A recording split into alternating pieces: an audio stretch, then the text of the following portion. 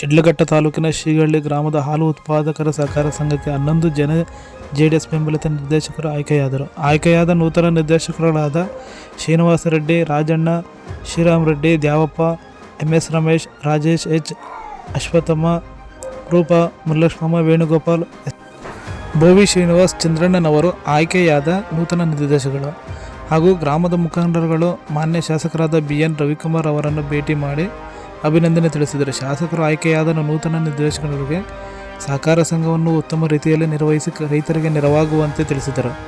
ಇದೇ ಸಂದರ್ಭದಲ್ಲಿ ಗ್ರಾಮದ ಮುಖಂಡರುಗಳಾದ ಮಾಜಿ ಜಿಲ್ಲಾ ಪಂಚಾಯಿತಿ ಸದಸ್ಯರಾದ ತನುಜಾ ರಘುರವರು, ಶ್ರೀನಿವಾಸ ರೆಡ್ಡಿ, ಮುರಳಿ, ಶ್ರೀಧರ್, ಚಂದ್ರಶೇಖರ್, ವೇಣು, SK ಶ್ರೀನಿವಾಸ್, ಗೋಪಾಲ್ ರೆಡ್ಡಿ, ಚೂಡರೆಡ್ಡಿ, ಮಂಜುನಾಥ್ ಹಾಗೂ ಗ್ರಾಮದ ಮುಖಂಡರು ಭಾಗವಹಿಸಿದರು.